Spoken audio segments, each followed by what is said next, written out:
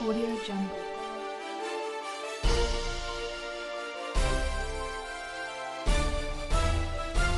Audio Jungle. अस्सलाम नाज़रीन, मैं और अली भाई आज हमने कहा कि अली भाई हमें मिल गए हैं तो आज हम इतवार को भी एक प्रोग्राम कर लें, क्योंकि इस वक्त जो पाकिस्तान की सूरत हाल है वो मतलब दिलचस्प से दिलचस्प तर होती जा रही है। और एक ऐसा वाकया है कि जिसके ऊपर हम अली भाई के तारीख के इल्म से इस्तिफादा करेंगे, और वो ये है कि कुछ दिनों पहले इमरान खान साहब ने अपने जलसे में खत लहराया, उसकी वीडियो बनी, आप सब लोगों ने देखा, और उसके बाद उसमें उन्होंने कहा कि ये मेरे खिलाफ एक आलमी साजिश हो रही है। जो लोग तारीख से वाकिफ है, बल्कि अब तो सबको ही पता होगा जो भी खबर देखते हैं, कि इसकी एक मुमासलियत बनती है उस खत से जो भुट्टो साहब ने लहराया था जब उनकी हुकूमत के खिलाफ तहरीक चल रही थी। तो अली भाई आपके सामने सवाल ये है कि आप हमें ये ज्यादातर तो आप हमें भुट्टो साहब के उस खत के बारे में और उसकी बैकग्राउंड के बारे में बताएं कि वो क्या था, उसके मुहर्रकात क्या थे, वजूहात क्या थी, और फिर उसके असरात क्या पड़े, उसके और क्या कोई मुमासलियत आपको नजर आती है उस खत में भुट्टो साहब के और इस खत में इमरान खान साहब के। जी अली भाई। जी बहुत शुक्रिया जी डॉक्टर साहब।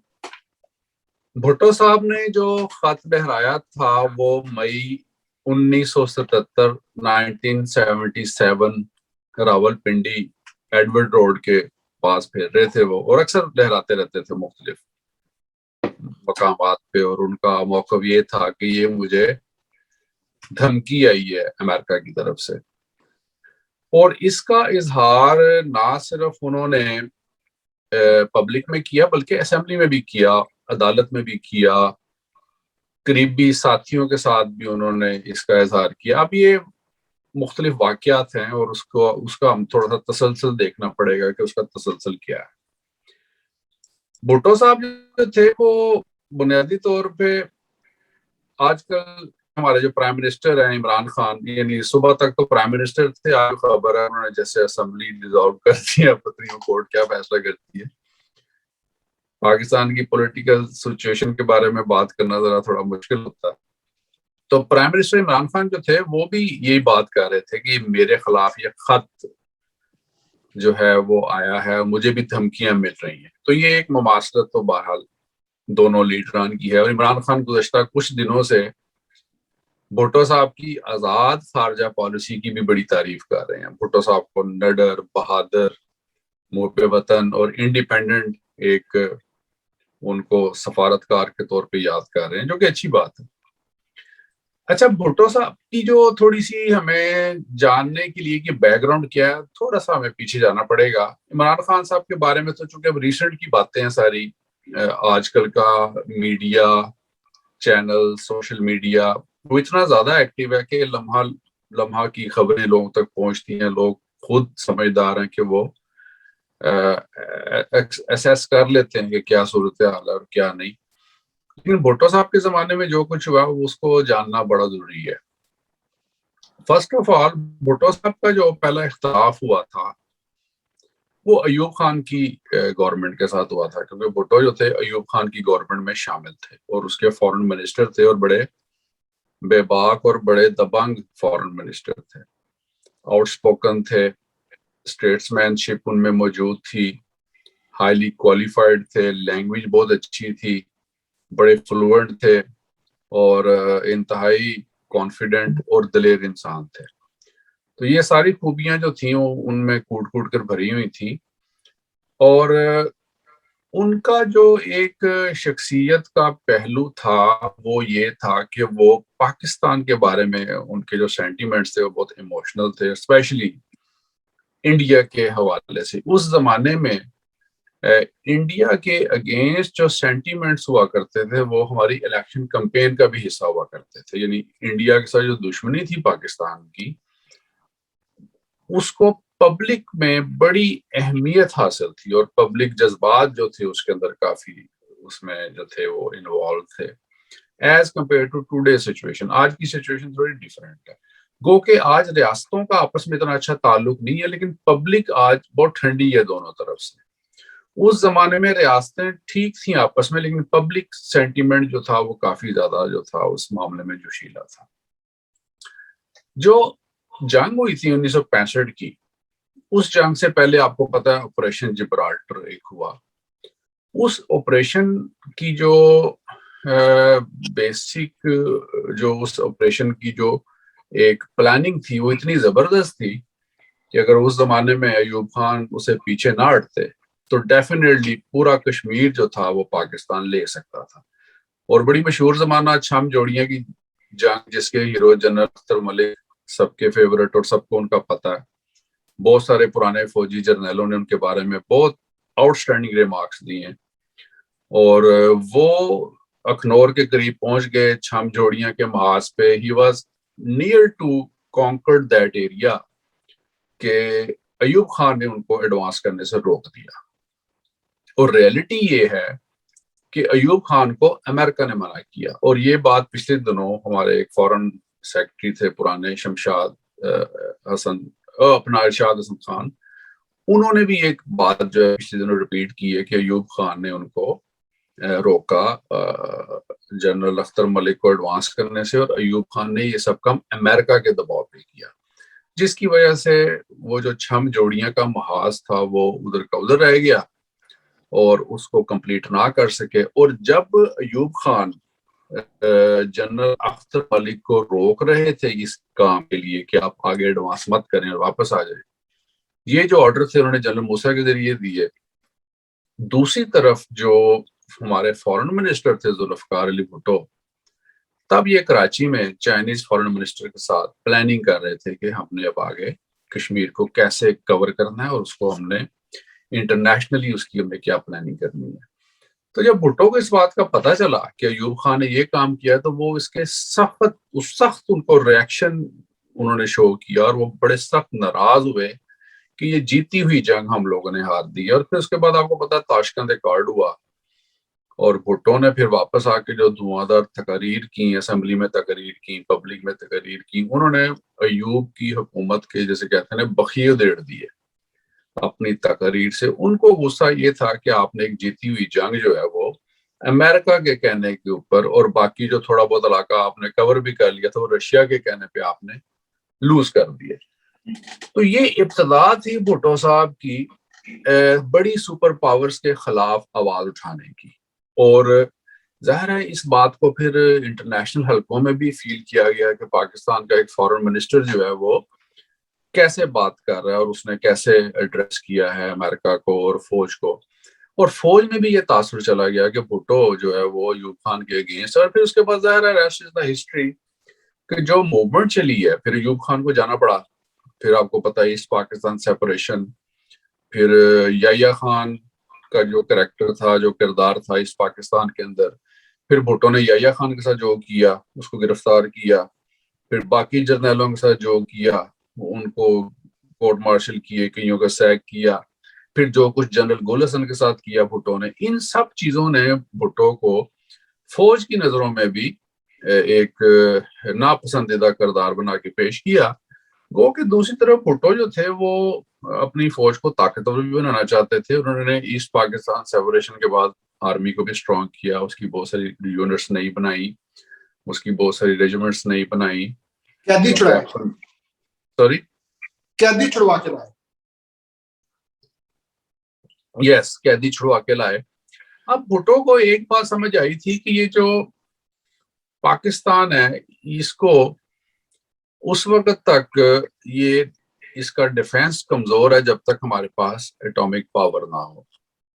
اور آپ کو پتہ 74 میں اسمائلنگ بدھا کے نام سے انڈیا نے پوکھران میں جو ٹیسٹ کیے تھے، اب ان چیزوں نے پاکستان کو اور زیادہ عدم تحفظ کا شکار کر دیا.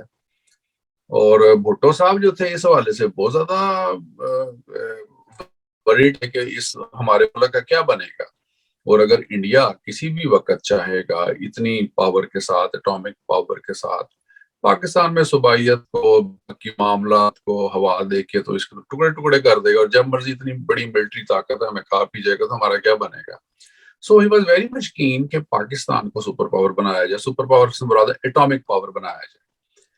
اس حوالے سے ڈیٹیلز بڑی لمبی ہیں, لیکن بھٹو صاحب نے سب سے پہلے جب وہ بیانہ گئے وہاں پہ IAEA جو تھی انٹرنیشنل اٹامک انرجی کمیشن میں ڈاکٹر منیر احمد خان کی خدمات انہوں نے حاصل کی, ان کو پاکستان لے کے آئے.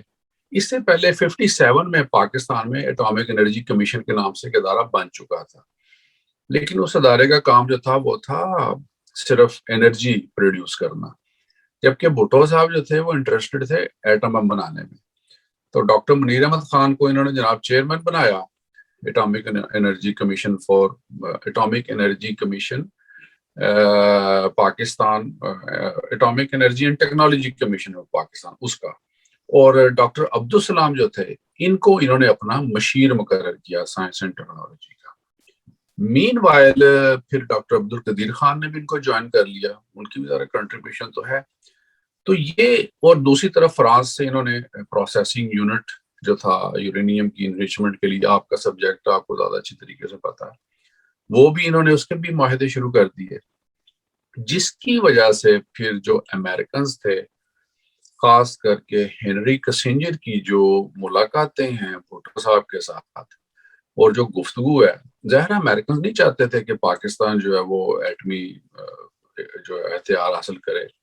اس سے پہلے جی میں یہاں پہ یہ کہنا چاہوں گا کہ امریکن صرف پاکستان پہ فوکس نہیں تھے کہ پاکستان ایٹمی ہتھیار نہ حاصل کرے. جو امریکہ کی اسٹریٹجی تھی وہ یہ تھی کہ جو 5 یونائٹڈ نیشن میں جو سیکورٹی کونسل میں 5 ملک ہیں, بس ان کے پاس ہو اٹامک انرجی, اور وہ کسی ملک کو بھی نہیں چاہتے تھے.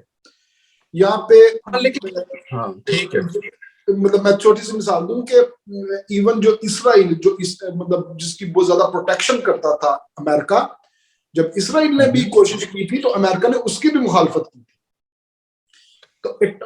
تو ایٹم بم کی طرف امریکہ کا جو مطلب ان کی ایک پالیسی تھی جس کے نتیجے میں انہوں نے پاکستان کی مخالفت کی, مطلب صرف پاکستان کی وجہ سے پاکستان کی مخالفت نہیں کی, میں یہ کہنا چاہتا ہوں.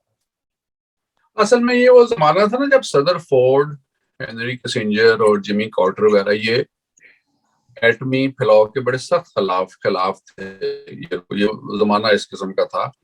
لیکن جب بھٹو صاحب نے ہنری کسنجر سے بات کی تھی انڈین جو دھماکہ ہوا تھا اس کے حوالے سے, تو انہوں نے اس کو کہا تھا کہ اس کو اب آپ برداشت کریں, آپ ایٹمی دھماکے نہ کریں, ہم آپ کو میکسیمم اس زمانے کے جو بمبار طیارے تھے اور کچھ اسلحہ دیتے ہیں. لیکن بھٹو نے وہ اس کی شرط جو تھی وہ ایکسیپٹ نہیں کی تھی. تو امریکن جو تھے وہ تو خلاف تھے ہی, لیکن پاکستان اس کو اپنے سروائیول کا مسئلہ سمجھتا تھا, اور وہ بھی بھٹو جیسا شخص. اس سے پہلے آپ کو پتہ ہے جو اسلامک سربراہی کانفرنس ہوئی ہے لاہور میں, اس کے وہ بھی ایک بہت بڑا فیکٹر تھا, یعنی اسلامک سربراہی کانفرنس, کیونکہ اس کو بھی 3 دفعہ منسوخ کیا گیا تھا امریکہ کے کہنے پہ, کیونکہ عرب اسرائیل تنازع, عرب اسرائیل وار, وہ ایک بہت بڑا ایشو تھا. پھر یہ وہ زمانہ تھا جب عرب جو تھے انہوں نے تیل کو oil for weapon as a tool use کر چکے تھے, اور پھر اسلامک بلاک کی بات ہو رہی تھی, پھر ایک کرنسی کی بات ہو رہی تھی, پھر اسلامک ٹریڈ کی بات ہو رہی تھی. تو یہ سارے ایسے ایشو تھے جو کم از کم اس زمانے میں دنیا اس کو ایکسیپٹ کرنے کے لیے تیار نہیں تھی, کیونکہ دنیا آلریڈی 2 بڑے بلاکس میں جو تھی وہ تقسیم ہوئی تھی. ایک طرف USSR تھا, دوسری طرف امریکہ تھا. اور ان 2 چیلنجز میں بھٹو صاحب ایک قسم کی آنکھوں کا تنکا بن چکے تھے, کھٹک رہے تھے کہ یہ ایک تیسرا مسئلہ جو ہے اس 3rd ورلڈ میں پیدا ہو رہا ہے. اور شاہ فیصل, قذافی, مصر, ادھر سے شاہ ایران, پھر افغانستان کا بھی ایشو سب کو پتا تھا, ادھر سے رشین انٹرسٹ ان افغانستان, پھر پاکستان کے چائنا کے ساتھ جو تعلقات ڈیولپ ہو چکے تھے. تو یہ ساری چیزیں جو تھیں وہ اس زمانے میں امریکنز جو تھے وہ ان کو کوئی اچھی نظر سے نہیں دیکھتے تھے. تو یہ جو اب میں آتا ہوں دوسرے مسئلے کی طرف, اس میں تو بہت ساری ڈیٹیلز ہیں, بات بڑی لمبی چلی جائے گی. تو اس میں آپ کو پتا ہے پھر بھٹو صاحب کے خلاف ایک موومنٹ بھی چلی ہے, لیکن اس سے پہلے کا جو تھوڑا سا سینیریو ہے وہ یہ ہے کہ جمی کارٹر کے زمانے سے پہلے جب ہنری کسنجر کا زمانہ ہے, ہنری کسنجر جب پاکستان آتے ہیں ان کا ان کا جو دورہ ہے پاکستان کا. اصل میں بھٹو صاحب کے جو کلیم تھا کہ مجھے ہینری کسنجر نے دھمکی دی تھی کہ ہم تمہیں ایک ہاریفک ایگزامپل بنا دیں گے, تمہیں ایک عبرتناک جو ہے نا تمہارا انجام. We shall make a horrible example of you. Yes, we shall make a horrible example for you. تو یہ جو ان کی دھمکی تھی, اب یہ دھمکی جو تھی یہ بھٹو صاحب کہتے ہیں کہ مجھے اس نے دی ہے, ٹھیک ہے, جمی کارٹر نے دھمکی دی ہے, لیکن اس دھمکی کا جو کوئی عینی شاہد جو تھا وہ بظاہر تھا کوئی نہیں کہ کس کے سامنے آپ نے یہ بات کی. لیکن یہ مسئلہ بھی حل ہو جاتا ہے. ایک پاکستان میں چیف کمشنر تھے, ان کے کیا کہتے ہیں امریکن سفارت خانے کے ڈپٹی چیف مشن تھے, انہوں نے اپریل 2010 میں ایک انٹرویو دیا, اور اس انٹرویو میں ان کا نام جیرالڈ سم تھنگ تھا. جیرالڈ نے جو انٹرویو دیا اس نے کہا کہ جس زمانے میں یہ آئے ہیں اپنا 10 اگست 1976 کو 10 اگست 1976 کو جب ہینری کسنجر پاکستان آئے ہیں, تو جیرالڈ کہتے ہیں میں تب پروٹوکول آفیسرز کے یعنی میرا رینک تھا اور میں ان کے ساتھ تھا, میں اس میٹنگ میں شامل تھا جس میں کسنجر نے یہ بات کی تھی بھٹو صاحب سے.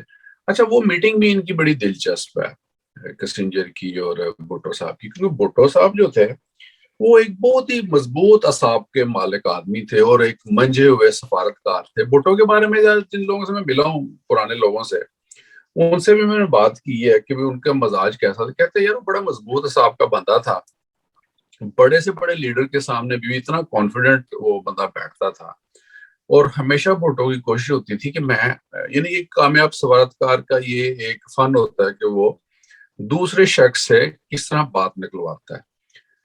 تو ہینری کسنجر جب آئے تو ان کی گفتگو ہوئی, تو ہینری کسنجر نے ان سے کہا کہ ہم تو اس معاملے میں خوش نہیں ہے کہ آپ فرانس سے جو ایٹمی ریکٹر لے رہے ہیں, یہ ہم اس کو مناسب نہیں سمجھتے, اور آپ اس چیز کو رول بیک کریں نا. تو بھٹو صاحب جو تھے وہ انہوں نے کہا جی یہ تو اب 2 ملکوں کا معاہدہ ہے, اس کو منسوخ تو نہیں کیا جا سکتا, تو آپ اس بارے میں مجھے کیا رائے دیتے ہیں, آپ مجھے دوستانہ مشورہ دیں. تو کسنجر نے کہا کہ میں آپ کا دوست نہیں ہوں, سفارتکاری ہے, ملکوں کے مفادات ہوتے ہیں, اس میں دوستی دشمنی تو نہیں ہوتی. تو یہ بات سن کے تو بھٹو صاحب جو ہیں وہ بالکل خاموش ہو گئے ہیں نا, یعنی 1-2 منٹ وہ خاموش رہے ہیں. اچھا, خاموش ہونا ایسی محفل میں ایک بہت ہی میں سمجھتا ہوں کہ ایک بڑے مضبوط اعصاب کے شخص کا یہ کام ہے. لیکن اس کے بعد جب بھٹو صاحب نے سکوت توڑا ہے اور ان سے اگلوائی ہے بات کہ آپ مجھ سے کیا چاہتے ہیں, اگر میں انکار کروں یا میں اسے پیچھے نہ ہٹوں تو آپ کیا کریں گے, اس پہ کسنجر صاحب نے کہا بھٹو صاحب میں صرف پیغام نہیں لے کے آیا, میں آپ کے لیے ایک نتائج کی دھمکی کا لفظ تو نہیں یوز کیا ہوگا انہوں نے ڈیفینیٹلی, میں آپ کو نتائج سے آگاہ بھی کرنا چاہتا ہوں کہ آپ کے لیے پھر اس کے کیا کانسیکوینسز ہو سکتے ہیں.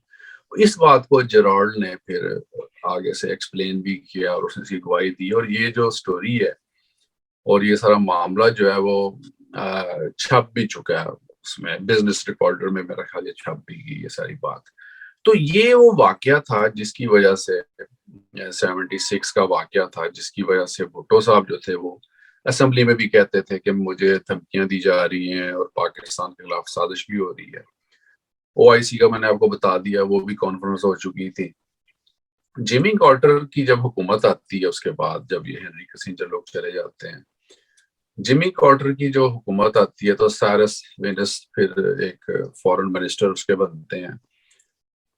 اچھا, اس دوران اپریل 76 میں بھٹو صاحب نے اسمبلی میں کھڑے ہو کے تو یہ بات کی تھی کہ ہمیں دھمکیاں مل رہی ہیں اور میری حکومت کو خطرہ ہے یا میرے خلاف جو معاملہ چل رہے ہیں, کیونکہ آپ کو یاد ہے نا بھٹو نے جو انتخابات کروائے تھے اپنے وہ ارلی کروا دیے تھے تاکہ مجھے یعنی ان کے پاس خبر تھی یا ان کی اسیسمنٹ تھی کہ مجھے اگر میں اپنے ڈیو ٹائم سے پہلے میں انتخابات کروا لوں تو مجھے اچھی سیٹیں مل جائیں گی, اور ایسا ہی ہوا تھا.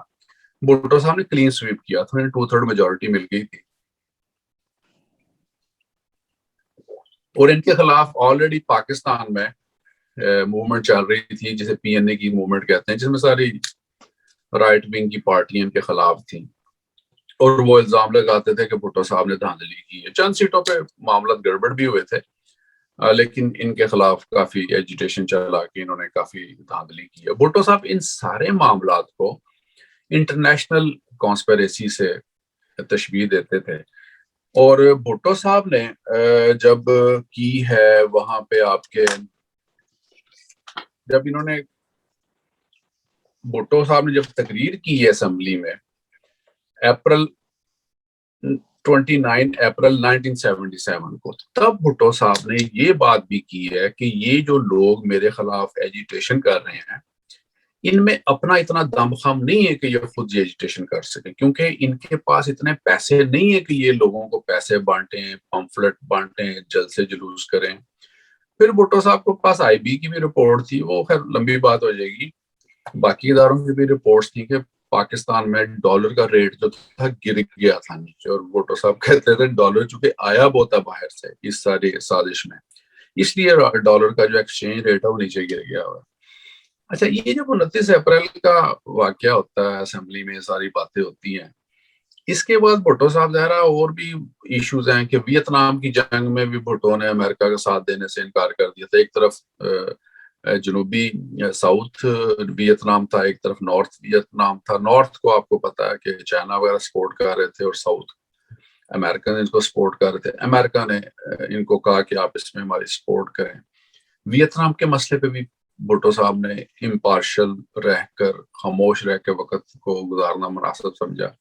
پھر ہم نے ایک پروگرام میں آپ کو یاد ہوگا ڈسکس کیا تھا کہ افغانستان کا جو ایشو تھا, جس طریقے سے سردار داؤد کے زمانے میں اور اس سے پہلے ظاہر شاہ کے زمانے میں جو انسرجنسیز ہوتی تھی افغانستان سے پاکستان میں, اور اس کے پیچھے اس زمانے کی یو ایس ایس آر کا ہاتھ تھا, اور کس طرح صوبہ سرحد جو تھا اس زمانے کا, وہاں سے لوگ یو ایس ایس آر بھی جاتے تھے, افغانستان بھی جاتے تھے, ٹریننگ کیمپس تھے, لیکن بھٹو نے اس کو کیسے ٹیکل کیا کہ وہاں سے لوگوں کو اس نے ٹرین کیا, وہ لوگ پاکستان میں آئے, قلعہ بالا حصار میں ان کی ٹریننگ ہوئی, انہی لوگوں نے پھر واپس جا کے ان کو اسی لینگویج میں جواب دیا جس میں وہ حکمت جار بھی تھا, اس میں احمد شاہ مسعود بھی تھا, ربانی بھی تھا, مجددی بھی تھا, پھر اس کے اندر یہ آپ کے حقانی لوگ بھی تھے, بے شمار لوگ تھے اس کے اندر.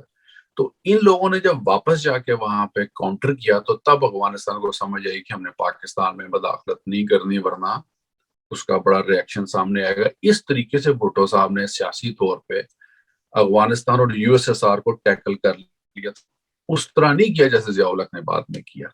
تو یہ کافی حد تک امپارشل چل رہے تھے کہ ایک طرف روس بھی زیادہ ناراض نہ ہو, دوسری طرف امریکہ بھی نہ ہو, کسی ایک بلاک کی طرف اتنے زیادہ بھی نہ جھک جائیں کہ دوسرا بلاک ہمارے خلاف ہو جائے, اس لیے کہ پاکستان کی جیو پولیٹیکل سچویشن ہی ایسی تھی کہ آپ کسی ایک کی بہت زیادہ مخالفت اور کسی ایک کی بہت زیادہ دوستی افورڈ نہیں کر سکتے تھے.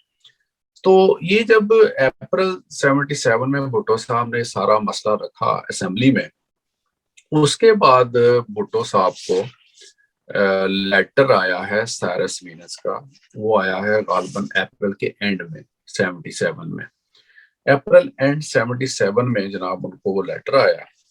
اور وہ لیٹر جب آیا نا بھٹو صاحب کو, تو بھٹو صاحب نے وہ لیٹر جیب میں ڈالا ہے, ٹھیک ہے, اور وہ لیٹر جو تھا وہ لے کے وہ پنڈی میں انہوں نے لوگوں کو دکھایا. ایک ان کے ساتھی ہوتے تھے علی جعفر زیدی, ایک رسالہ ہوتا تھا اس کا نام تھا نصرت میں کا نام تھا, میں نے لکھا یہاں کہیں, نصرت نام کا رسالہ وہ نکالتے تھے, اس کے وہ ایڈیٹر تھے, اور اس کے میں حنیف رام میں بھی کسی زمانے میں اس کے ایڈیٹر رہے ہیں. تو انہوں نے وہ سٹوری اس میں بھی لکھی ہے کہ یہ لوگ جو تھے وہ کس طرح اس خط کے بارے میں وٹنس تھے. رسالہ نصرت تھا, وہ اس کے جو مدیر تھے نا علی جعفر زیدی, وہ کہتے ہیں کہ میں ایک دفعہ میرے ایک دوست ہے ڈاکٹر سعید شفقت, ہم لوگ ایڈورڈ روڈ کی طرف جا رہے تھے, یہ بات ہے مئی 77 کی, تو کہتے ہیں آگے سے بھٹو صاحب کی گاڑی جا رہی تھی, تو وہ مجھے دیکھ کے رکے اور وہ باہر آئے, حال پوچھا, اتنے میں لوگ اکٹھے ہو گئے. تو وہاں بھٹو صاحب نے پھر لوگ جب دیکھے تو جیب سے خط نکال کے لہرایا کہ یہ دیکھو, یہ مجھے امریکنز کی دھمکی آئی اور مجھے دھمکیاں مل رہی ہیں.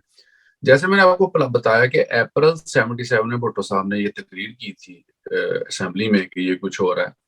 اینڈ اپریل 77 میں سائرس ونسکن کو خط آ گیا اور ادھر جمی کارٹر کی حکومت تھی.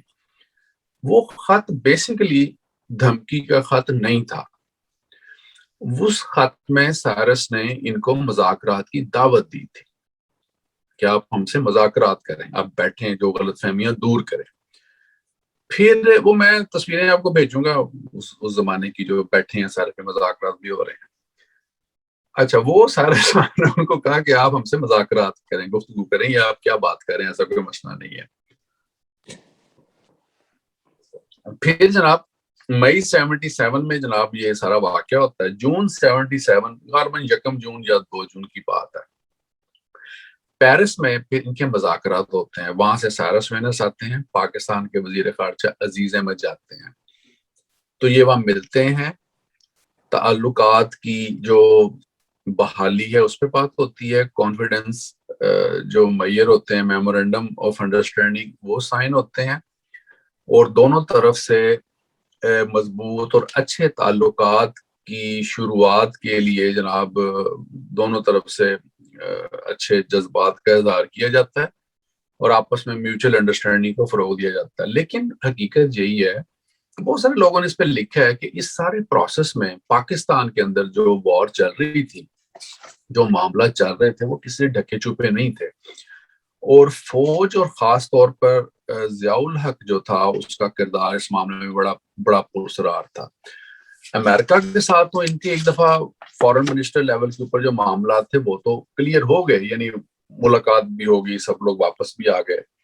لیکن جولائی 77 سے پہلے, یعنی جون کے اینڈ میں, پھر آپ کو پتا پی این اے کی تحریک میں مولوی بھی بہت سرگرم ہو گئے, مولانا مودودی اس میں انوالو ہو گئے, مفتی محمود انوالو ہو گئے. وہ ساری جو تحریک تھی, تحریک نظام نفاذ مصطفیٰ میں تبدیل ہو گئی. اب بھٹو صاحب جو تھے وہ سمجھتے تھے کہ ان لوگوں کی اتنی اسٹرینتھ نہیں ہے, یا یہ میرے لیے اتنا بڑا چیلنج نہیں ہو سکتے. لیکن انہوں نے اس کے باوجود ان سے مذاکرات کیے. مذاکرات میں ڈیلے بھی ہوا, یہ ان کو انڈر ایسٹیمیٹ کرتے رہے. مذاکرات میں جیسے جیسے ڈیلے ہوتا گیا, وہ لوگ زیادہ اسٹرینتھن ہوتے گئے اور فوج سے ان کے روابط بڑھتے گئے. دوسری طرف فوج کا جو ایٹیٹیوڈ تھا, بتا نا بھٹو کے بارے میں فوج کے سینٹیمنٹس پہلے بھی اتنے اچھے نہیں تھے. وہ اس کو سمجھتے تھے کہ انہوں نے ایوب کے ساتھ زیادتی کی ہے, یا کے ساتھ زیادتی کی ہے, گل حسن کے ساتھ زیادتی کی ہے. وہ بھٹو کو ویسے پسند نہیں کرتے تھے. اوپر سے ضیاء الحق جیسا منافق حکمران, یعنی جو بعد میں بنا, وہ جنرل تھا. اب اس سارے معاملے میں بھٹو کی اپنی جو سیاسی غلطیاں تھیں, وہ سب سے پہلے ضیاء الحق جیسے بندے کا انتخاب, 7 اچھے جرنیلوں کو سپرسیڈ کر کے کس منافق کو اس نے جرنیل بنا دیا, جس نے بعد میں نہ صرف ضیاء الحق کی پیٹ میں, اپنا بھٹو کی پیٹ میں چھرا گھونپا, بلکہ وہ پورے پاکستان کی جو نظریاتی جڑیں کاٹ گیا.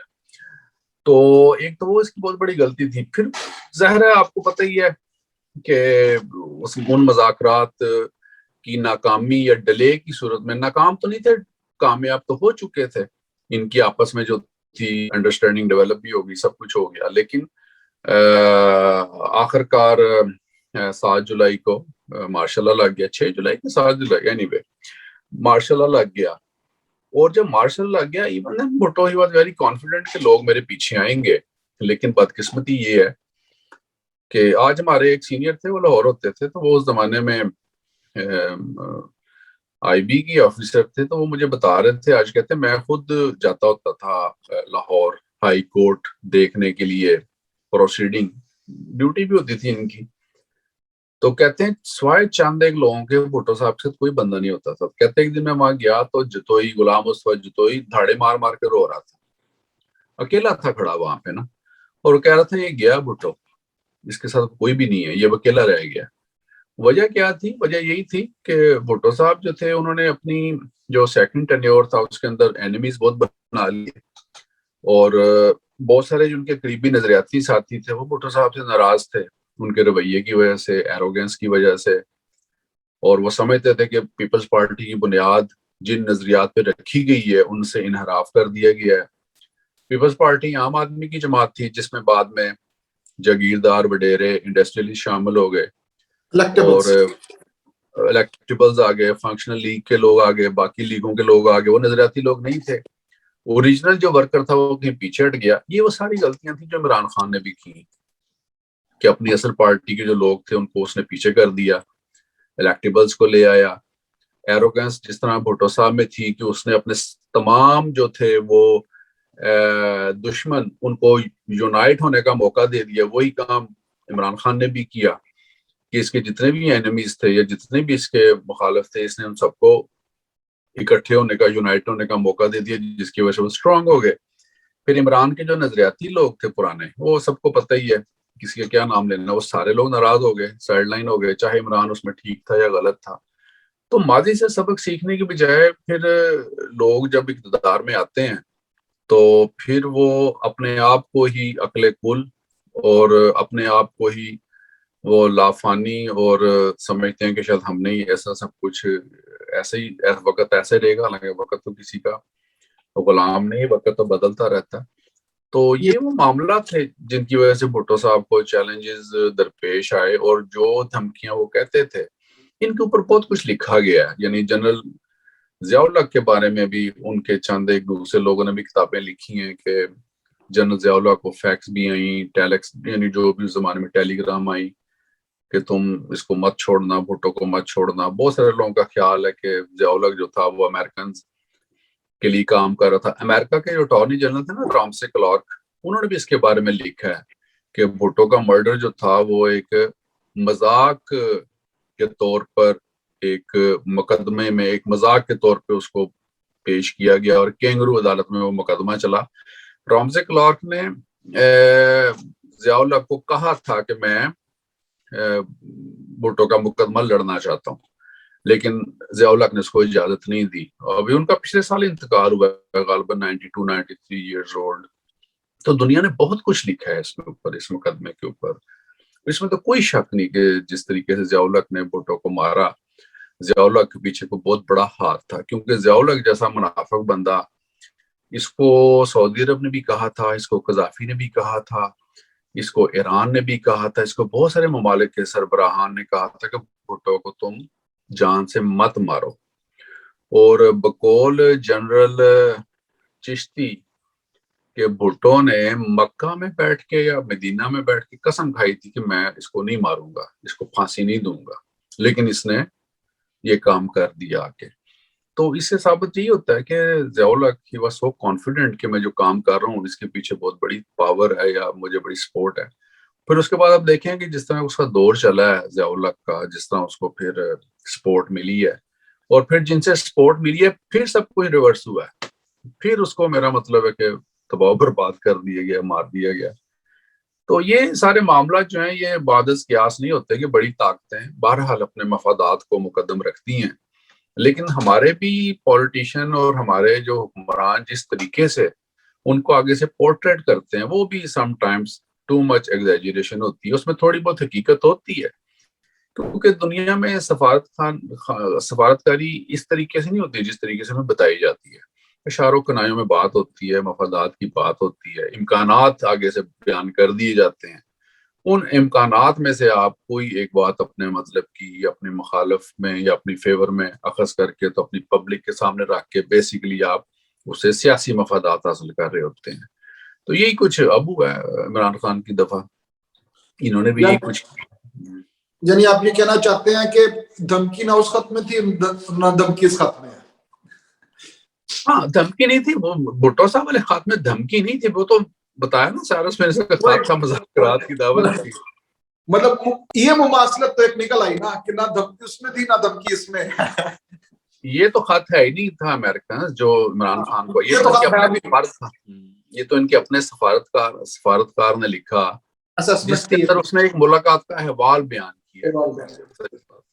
اب اس میں زیب داستان کتنی ہے, ایگزیجریشن کتنی ہے, who knows. بہت بہت شکریہ علی بھائی. آج کا ہم پروگرام تھوڑا چھوٹا ہی رکھیں گے کہ مطلب یہ ایک چھوٹا سا ایونٹ ایک ہسٹری میں ہوا جس میں عمران خان صاحب نے بھی خط لہرایا. تو مجھے ایسی نا سید مشاہد حسین صاحب کا نا یوٹیوب پہ کلپ پڑا ہوا ہے, تو اس میں وہ کہتے ہیں کہ میری پاکستان کے سیاستدانوں سے ایک ہی گزارش ہے کہ نئی غلطیاں کریں, پرانی غلطیاں مت دہرائیں. تو مطلب عمران خان صاحب اگر کوئی مطلب انہوں نے بھی پرانی لگتا ہے پرانی غلطی دہرائی ہے. تو باقی جو علی بھائی آپ نے جو سارا گرینڈ سلیم اور جبرالٹر آپریشن اور پھر او آئی سی کی کانفرنس باتیں کی, وہ تو ایک ایک مطلب ٹاپک آپ نے ایسا بیان کیا کہ جس کے اوپر ہمیں 2-3 دن پروگرام کر سکتے ہیں. لیکن آپ نے جو سارا سیاق و سباق بیان کیا, جو خط بھٹو صاحب نے لہرایا اس کا اور اس چیز کا, اس کا مطلب کافی مزہ آیا سن کے, بہت زبردست بات ہے. تو آپ آخر میں بس اب اس پہ تبصرہ کریں کہ آپ کیا دیکھتے ہیں, اس خط کا انجام کیا دیکھتے ہیں؟ اس خط کا انجام تو ہم نے دیکھ لیا, اس خط کا آپ کیا دیکھتے ہیں؟ اس خط کا انجام تو اگلا الیکشن ہی بتائے گا. ابھی تو جو صورتحال چل رہی ہے پاکستان میں وہ تو ظاہر ہے اب بڑی غیر یقینی سی صورتحال ہے, اور سپریم کورٹ تک بات چلی گئی ہے کہ جو ڈپٹی اسپیکر نے ایک قدم اٹھایا, جتنے بھی قانونی ماہرین ہیں ان کی اکثریت اس کو غیر آئینی قرار دے رہی ہے, اور جن لوگوں نے یہ کام کیا ان کے پاس اپنی توجیحات ہیں, وہ اس کے حق میں دلائل دے رہے ہیں کہ وہ یہ کام کر سکتا ہے. تو اگلا الیکشن جو ہے وہ ظاہر ہے اپوزیشن کا بھی گول یہی تھا کہ اگلا الیکشن ہو اور ان کی گورنمنٹ چلی جائے. ان کی گورنمنٹ چلی گئی, ان کو اقتدار نہیں ملا. ان کو اقتدار اگر ملتا تو اس مختصر سے عرصے میں اپنی میجورٹی کی بنیاد پہ نیب میں یا چند دوسرے اداروں میں, اور خاص طور پہ یہ جو آپ کے فورنرز کے لیے جو ووٹنگ کر, ان چیزوں میں وہ امینڈمنٹ کر سکتے تھے, اور ان چیزوں کا فائدہ یقیناً پی ٹی آئی کو ہی ہوگا. کیونکہ یہاں تو میں نے دیکھا ہے انگلینڈ میں تو جتنے بھی لوگ ہیں وہ پی ٹی آئی کی حمایتی ہیں, امریکہ, تو وہ اس کا فائدہ الٹیمیٹ ان کو ہوگا. تو یہ ان کو نہیں یہ کر سکے, تو اس لیے اگر الیکشن ان کی مرضی کے مطابق ہوتے ہیں تو پھر تو کوئی کانسپیریسی نہیں ہے نا. باقی یہ کہ دیکھیں ممالک, بڑے ممالک چھوٹے ممالک کو, یا جہاں ان کے مفادات ہوتے ہیں ان کو اپنی پسند ناپسند کے بارے میں انفارم کرتے رہتے ہیں. اب جیسے عمران خان رشیا چلے گئے, اور دوسری طرف یوکرائن سے پاکستان کے زیادہ اچھے تعلقات تھے.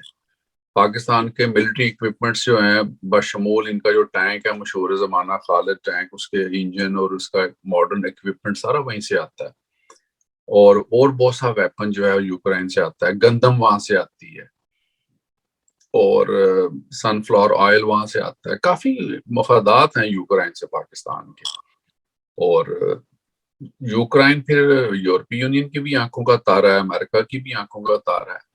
آپ کی ساری ایکسپورٹ جو ہے وہ یا یورپی یونین کے ساتھ ہے یا امریکہ کے ساتھ ہے. سب سے زیادہ ایکسپورٹ یورپی یونین کے ساتھ ہے, پھر اس کے بعد امریکہ کے ساتھ ہے. اس کے علاوہ بھی آپ کی جتنے بھی سیاسی, معاشی اور سماجی جو معاملات ہیں وہ سارے یورپ اور امریکہ کے ساتھ ہی ہیں. یہاں سے تو پھر عمران خان صاحب سچے پڑھتے ہیں نا کہ جی میں پالیسی چینج کر رہا تھا, زیادہ نہ پالیسی کر رہا تھا تو میرے خلاف ہو گئے ہیں. اب یہ الگ بات ہے کہ وہ پالیسی درست ہے یا غلط ہے. نہیں, پالیسی کا ٹائم ہوتا ہے نا. اب اس وقت پہ اب رشیا آپ کو کیا دے سکتا ہے, یعنی رشیا کے اوپر خود اتنی زیادہ پابندیاں لگ چکی ہیں کہ آئندہ چند سالوں میں تو رشیا کو اپنے سروائیول کی جنگ لڑنی پڑے گی نا, وہ بھی چائنا کے سر پہ. تو انڈیا نے رشیا سے تیل اور گیس خریدنے کا معاہدہ کرنے کی کوشش کی ہے, امریکنز نے ان کو بھی وارن کیا کہ آپ یہ کام نہ کریں. تو پاکستان کی سچویشن نہ انڈیا جتنی اسٹرانگ ہے, نہ چائنا جتنی اسٹرانگ ہے, نہ یورپی یونین جتنی اسٹرانگ ہے. ہمیں اپنے آپ کو دیکھنا ہے افغانستان کی سطح پہ جا کے جو کہ حقیقت ہے. ابھی نیچے جانے کی ضرورت نہیں ہے.